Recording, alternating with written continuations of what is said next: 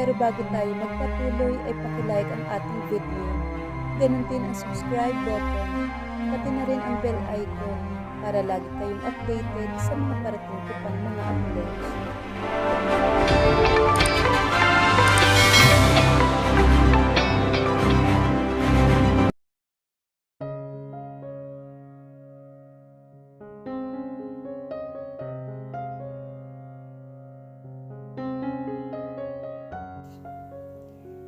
Marahan ang halik ni Greg sa kanyang balikat, paakyat sa kanyang punong tainga. Mapanukso nitong dinilaan ang kanyang punong tainga. Napahugot siya ng malalim na buntong hininga. Don't wear lace underwear when we go outside, sweetheart. Ayaw kong may makakaaninag ng bagay na pagmamay-ari ko. Ani nito habang walang patid ang paghaplos nito sa kanyang hita. Humarap siya dito at pinalis niya ang mga palad nitong humihimas sa kanyang mga hita. Gamit ang kanyang hintuturo ay itinulak niya ang noo nito. Mr. Velasco, natatakpan po ng damit ang katawan ko at malabong makita ang kasilanan ko. Mas mabuti na yung sigurado, sweetheart. Mahangin pa naman sa labas. Ani naman ito. Muli itong yumuko sa kanyang punong tainga. Napasinghap ng maramdaman ang dila ng asawa. Greg, may pupuntahan tayo hindi ba? Kandautal niyang sabi rito. They can wait, sweetheart. Pabulong nitong sagot sa kanya. Muling naglakbay ang kamay nito sa kanyang hita. Paakyat sa pinakapuno nito. Marahang humihimas. Humahaplos sa kanyang pangupo. Greg! Napasandal siya sa das ng vanity mirror at napalihad ang kanyang katawan. Muli niyang binanggit ang pangalan ng asawa. Napahawak ang kanyang mga kamay sa magkabilang gilid ng desk at sa isang idlap lang ay nakita niya na lang na ang pagkalaglag ng puting bath towel sa sahig. She is now fully naked in front of Greg. Muli siyang hinalikan ni Greg na mas lumakas pa ang ungol niya. You're a temptress, dear wife. I will never get tired of possessing you. Ani naman ito. Hinawi nito ang ilang hibla ng kanyang buhok na nakatabing sa mukha niya. Basa pa rin ang buhok niya. You don't have any idea how crazy in love I am with you, Violet. I am crazy in love with you, sweetheart. Tila nalunod ang kanyang puso sa sinabi ng kanyang asawa. Nag-uumapaw sa tuwa at saya ang kanyang nararamdaman sa kaibuturan ng puso niya. Ngunit nakaramdam pa rin siya ng takot na baka mawala ito sa kanya. Ngunit sa tuwing binabanggit ng asawa niya ang matinding pagmamahal nito sa kanya, lahat ng pagdadalawang isip ay naglalaho. Ang tanging nararamdaman niya lang ay ang nag-uumapaw na tuwa at pagmamahal. Hindi niya napigilan ang biglang pagpatak ng ilang butel na luha sa mga mata. Kung alam lang ni Greg na 15 taon niya itong hinihintay. Kung alam lang ng asawa niya na mas baliw ang puso niya dahil sa sobrang pagmamahal niya dito. Ngunit hindi niya yun sinasabi. Hindi niya kailangang ipaalam pa. Dahil sapat na na malaman niyang sobrang mahal din siya ng asawa niya. Nakikita niya ang matinding pagnanasa ng asawa sa mga mata nito. Napapalunok siya. Marahang pinaraanan nito ng daliri ang kanyang nakahantad na mga braso. Pababa sa kanyang daliri at muling bumalik pataas sa kanyang mga leeg. Umaayos siya ng tayo. Marahang hinahaplos ng palad niya ang malapad na dibdib ng asawa niya at dahan-dahan na kinakalas ang polo nito. Marahang pumagsak sa sahig ang polo ni Greg. Marahan niyang inilapit ang labis sa dibdib ng asawa niya and planted kisses on her chest. Bawat dampi ng labi niya ay napapasinghap si Greg. Marahang haplos ang ginagawa ng isang kamay nito, habang nasa baywang ang isa pa, humahaplos sa kanyang korba. Ang sarap sa pakiramdam na napapaligaya niya ito. Katunayan doon ang hindi mapigilang mga ungol nito, na tila isang musika sa kanyang pandinig. Mas lalong umiinit ang buo niyang sistema. Mas lalo siyang ginaganahan na ipagpatuloy ang kanyang ginagawang paghalik at paghaplos sa katawan ng asawa niya. Hinawakan siya sa baba ni Greg at iniangat nito ang kanyang mukha. Hindi niya mapigilang sambitin ang pangalan nito. Tempest, without further, ay inangkin nito ang kanyang mga labi. Mariin, mapaghanap ang paraan ng pag-angkin nito sa kanyang mga labi. Walang pag-alinlangan niyang tinugon ang halik ng asawa na katumbas ng paghalik nito sa kanya. Humahaplos, pumipisil ang mga kamay ng asawa niya sa kanyang maumbok na pangupo habang magkahugpong ang kanilang mga labi. Dumapo ang kanyang kamay sa baywang ni Greg. She unbuckled his belt. Kasabay ng tunog ng pagbukas na niya ng zipper ng asawa niya ay ang pagdaos-dos ng slacks nito pababa hanggang hita hanggang sa mahulog sa sahig. Kasabay ng isang mapanuksong ngiti. Huwag na kaya tayong pumunta sa birthday party ni Ryan. Let's just make love all night long. Wika nito sa mapaos na boses.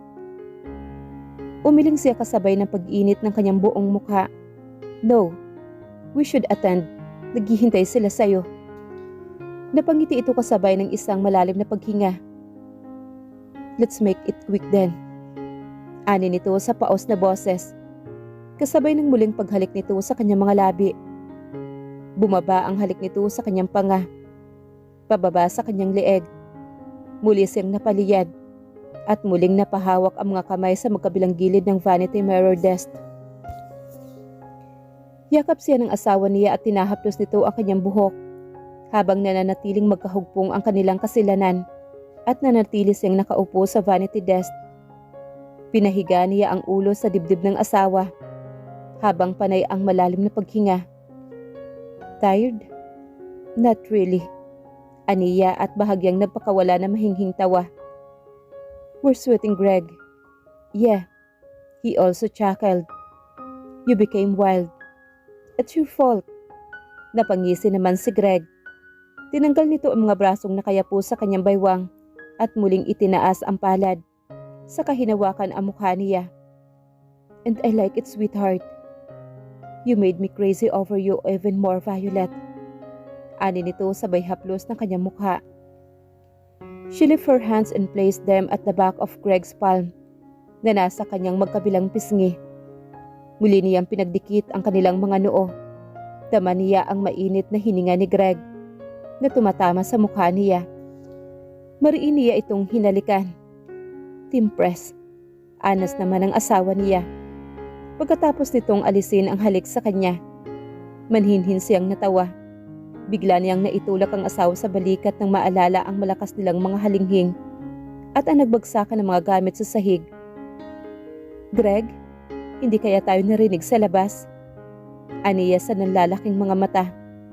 Bukas ang sliding door sa balcony. Okay lang naman na marinig ni na Manang at Patricia maging si Robert. Naiintindihan naman siguro nilang sarap na sarap ka na. Greg?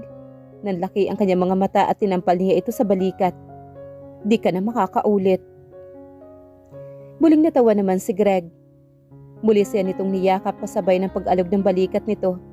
Dahil sa pagtawa nito, pinatakan siya nito ng halik sa kanyang balikat at muling hinaplos ang kanyang buhok. Now, you know how to blackmail me. Wika naman ito habang tumatawa. Minuto ang lumipas ay binuhat siya ni Greg na natiling magkahugpong ang kanilang kasilanan.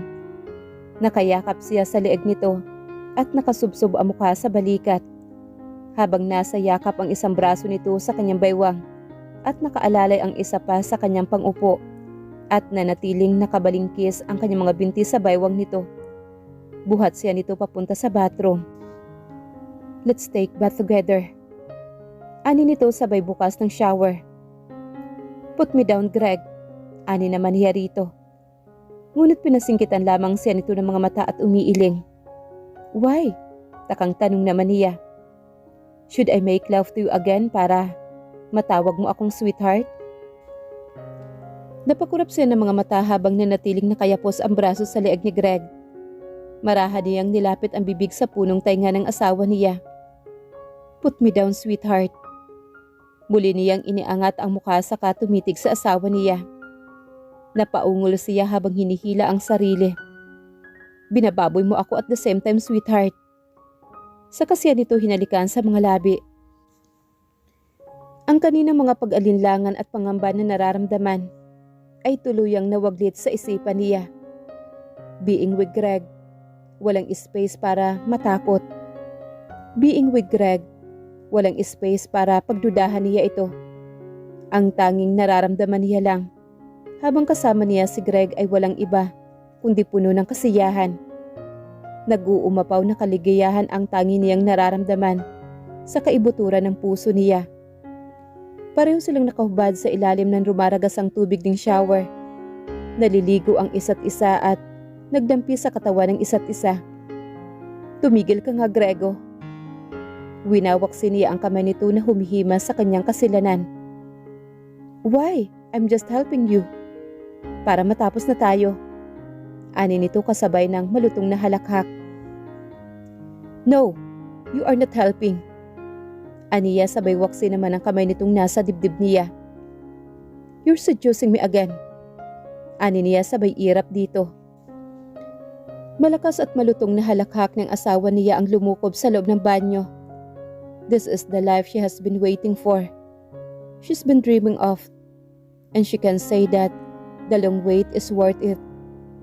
They were inside the walk-in closet. Ang kaninang damit at andes na kinuha niya ay hindi na niya maisusuot pa dahil naglaglagan iyon sa sahig kasabay ng mga perfume at ilang gamit sa ibabaw ng vanity desk. Napili niya ang isang lagpas hanggang tuhod na noid light brown spaghetti strap mini dress. Muli siyang bumaling sa drawer kung saan nakahilera ang kanyang mga undies. Ngunit natigil siya nang makita ang pair ng undies sa ibabaw ng drawer. Napalingon naman siya kay Greg at akmang magsasalita ngunit napatigil siya. Greg is spraying perfume on his body. Walang damit pang itaas ang asawa niya. He is only wearing his breath. Napalunok siya habang pinapasadahan ng tingin ang kabuuan ng asawa niya. His well-toned abs, ang matigas na dibdib nito, hanggang dumapo ang tingin niya sa ibabang bahagi ng katawan ng asawa niya. Shit. Greg is perfect V-line, is every woman's fantasy. No, just that V-line but his husband's perfect well-toned body ay laman ng bawat pantansya ng kababaihan. Lalo na ang mga bagay na nasa gitna ng hita nito. Parang sinaluatan nito ang lahat ng umuulan ng ganong bagay sa mundong ibabaw. She swallowed again. Pakiramdam niya ay natuyo na naman ang kanyang lalamunan dahil sa makonmundong pag-iisip niya. Sweetheart. Untag naman sa kanya ng asawa niya. Napapitlag siya at nabitawan niya ang kanyang hawak-hawak na damit. Ano ka ba? Bakit ka ba nanggugulat?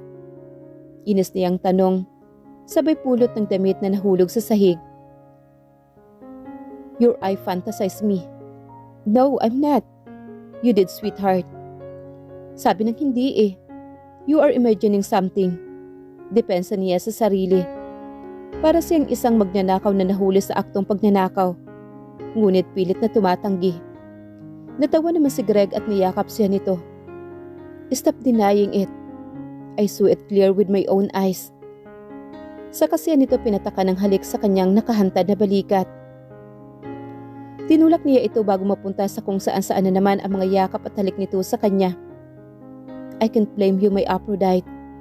Your husband has the physics of Apollo. Ani nito sabay isang malutong na tawa. Malutong din siyang tumawa rito. Oo na, you're the most handsome, the most masculine man I ever met. Hinalikan niya ito sa dibdib. And I'm lucky because you are mine. Ngumiti siya dito nang nakakaakit. At mabilis niya itong tinalikuran. Dahil tila umiinit bigla ang kanyang mukha dahil sa kanyang mga sinabi. Sinabi ko lang ang gusto mong marinig ha. Kaya huwag ka masyadong matuwa dyan. Magbihis ka na kasi sobrang late na tayo. Aniya sabay suot ng silicone adhesive bra. Ibig sabihin joke lang yon? Ani naman ni Greg. Sort of like that. Aniya habang nakayuko at inaayos ang kabit ng clip ng kanyang silicone adhesive bra. Silly. Ani nito. Sabay yakap uli sa kanya. We're addressed that it's not too revealing, sweetheart. Baka makasapak ako ng wala sa oras. At hinalikan siya nito sa pisngi. She faced him and narrowed his eyes. You're too possessive and protective, sweetheart. Marahas siyang napabuntong hininga. Hinalikan siya nito sa noo. Mauna na ako sa baba. Baka naghihintay na si Robert. Pauuwiin ko na siya. It's almost 6. Baka akala niya siya ang magdadrive papunta kina Ryan. I'll wait for you downstairs. Hinaplos nito ang kanyang mukha. Okay? Okay. Mabilis lang to. Bababa ako kaagad. Tumalikod ang asawa niya. Napangiti siya sabang sinusundan niya ito ng tingin. His broad shoulder. Ang maumbok na puwit nito. Everything about Greg is perfect. Ang sarap ang gigilan ng umbok ng puwet ng asawa niya. Ang sarap laging pisilin. Ano kaya minsan ay subukan niyang kagatin iyon? Bigla naman siya natawa. Bigla niya nasampal ang kanyang sarili. Ano ba itong nangyayari sa kanya? Kung ano-ano na naman ang iniisip niya. Nagiging aggressive na siya pagdating kay Greg, maging sa kanilang pagtatalik. Kusang gumagawa ng paraan ang katawan niyang pagtugon. Pagtugon na sa hinagap ay hindi niya akalaing magagawa niya. Making love with him is heaven. It's just heaven. Muli niyang tinampal ang mukha niya. Gising. Gumising ka nga, Violet. Aniya habang sinasampal ang sariling mukha. Pagkatapos magbihis at magblower ng buhok, naglagay siya ng kaunting lipstick sa labi niya at nagpahid ng foundation sa mukha niya. Nagspray ng pabango sa leeg. Kinip niya ang magkabilang hibla ng buhok niya. Inipit niya iyon ng clip at hinayaang nakalugay sa kanyang bandang likuran. She faced her reflection in the mirror and smiled. Perfect. Bulong niya sa kanyang sarili. Kinuha niya ang black sandals sa katamtaman lang ang taas ng takong nito at sinuot niya iyon. Saka lumabas ang silid at bumaba na. Nasa kalagitnaan siya ng hagdanan nang makita niya si Greg at nakatingin din ito sa kanya. Hindi mapigilan ng asawa niya mapaawang ang labi nito at ang mga mata nito ay tila kumikislap habang nakatingin sa kanya. Nakikita niya ang paghanga at pagmamahal kay Greg. Lihim na nagbunyi ang kanyang kalooban. Lumapit ito sa dulo ng hagdanan at inilahad ang palad sa kanya. Hard-headed. Wika nito habang nanlalaki ang mga mata. Bakit? Hindi ba maganda? Aniya sabay kurap ng mga mata at matamis na ngumiti rito. You are incredibly stunning and gorgeous, my dear wife. But this? Sabay hipo nito sa kanyang bandang dibdib. This is too revealing. You too, dear husband. You're incredibly stunning and handsome too, my dear Apollo. At sabay pa silang nagkatawanan. Ang corny, tara na nga. Nasa kalagitnaan na sila ng biyahe. Medyo matraffic. Binuksan naman ni Greg ang stereo. Agad pumailang lang ang malamyos na musika. I swear, ng all for one. Hinawakan ng asawa niya ang kanyang palad. Using his free hands, habang nasa manibela ang isa pang kamay nito. Nang marinig ang liriko ng kanta, ibinaling ni Greg ang tingin sa kanya. Itinaas niya ang mga kamay nito at ibinaba ang ulo at tinalikan ang likod ng mga palad nito. Habang dumadampi ang mainit itong labis sa likod ng mga palad nito, ay parang mainit na kamay na humahaplo sa puso niya. Tila nito sinasabi sa kanya sa pamamagitan ng liriko ng kanta ang katagang gustong sambitin nito. She felt like her heart skipped a bit. Napakagat siya sa kanyang ibabang labi. Maging ang puso niya ay naghuhurumintado sa biglang pagbilis ng tibok nito. Muli nitong ibinalik ang tingin sa daan habang nagmamaneho. Ngunit nanatiling nakahawak ito sa kanyang kamay. Perfect. With Greg, everything around her is perfect. Kahit medyo madilim ang kalangitan, kahit naiipit sila sa gitna ng traffic, ay ganoon pa rin.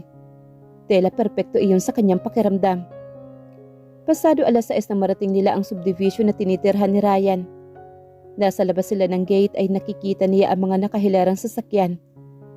Bigla ang bundol ng kaba sa kanyang dibdib.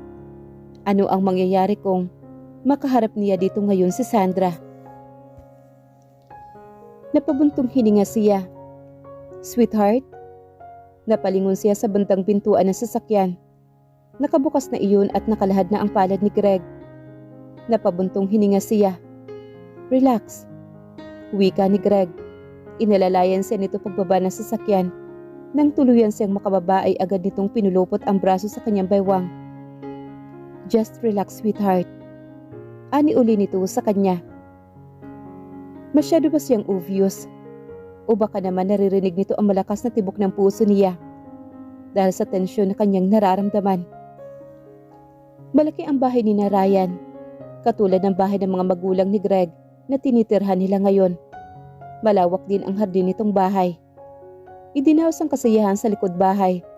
Mula sa kanilang kinaroroonan ay naririnig niya ang malamyos na musika na hinuha niya ay tugtugaling sa isang banda.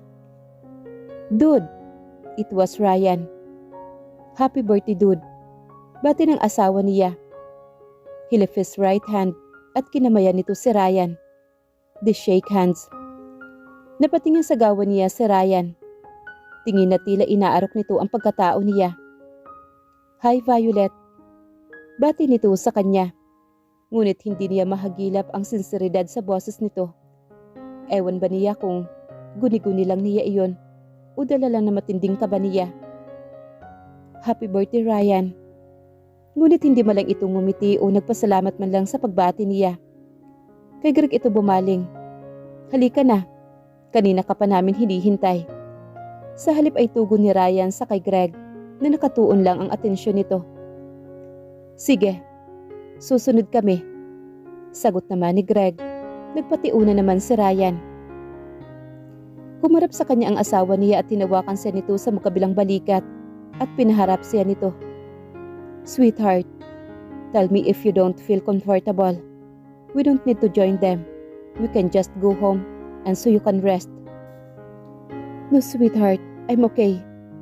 Ngumiti naman siya sa asawa. She doesn't want to spoil the night. Ayaw niyang mag-isip ng hindi maganda ang mga kaibigan ng asawa niya. Baka isipin pa ng mga ito na ina-under niya si Greg. Pasok na tayo. Hinihintay ka na nila. Wika naman ni Violet. Sa halip na sumunod ito ay tumawa ito nang may kislap ang mga mata. Now you're tense and you call me sweetheart.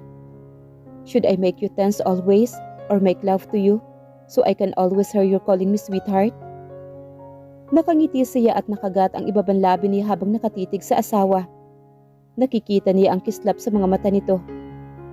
I prefer the second one, sweetheart. Malapad ang pagkapunit ng labi nito na nakatingin sa kanya. Habang kagat-kagat nito ang ibabang labi nito. They both stir each other like it's too sweetheart. Yumukod ito sa kanyang punong tainga. Can we just go home? Kinurot niya ang tagiliran nito. Kaya bahagya nitong nailayo ang katawan sa kanya. Mr. Velasco, tigil-tigilan mo nga ako sa kamanyakan mo ha. Hinihintay ka na ng mga kaibigan mo. Aniya saka nagpatiunang maglakad dito. Ang kaninang kabahan na saglit niyang nakalimutan dahil sa kapilyuhan ng asawa niya. Alam naman niyang ginawa lamang iyon ni Greg para malihis ang kanyang atensyon dahil kahit papaano ay tila bumalik sa normal ang pintig ng puso niya. Mabilis naman siyang sinundan ni Greg at mabilis na iniyakap nito ang mga braso nito sa baywang niya. Malapad ang bulwagan ng bahay ni Ryan. Gold ang kulay ng wall at sobrang taas ng kisame at nakakamangha maging ang malaking na chandelier na nakakabit sa gitna ng kisame, maging ang mga mamahaling painting na nakasabit sa wall. Maganda at mas malaki at malawak ang bahay nilang mag-asawa. Nagkataon nga lang na mag-isa lamang si Greg at walang masyadong touch of femininity ang bahay sa sobrang tagal ng namayapang ina nito. Ayaw niya ding galawin iyon nang walang permeso ng asawa niya.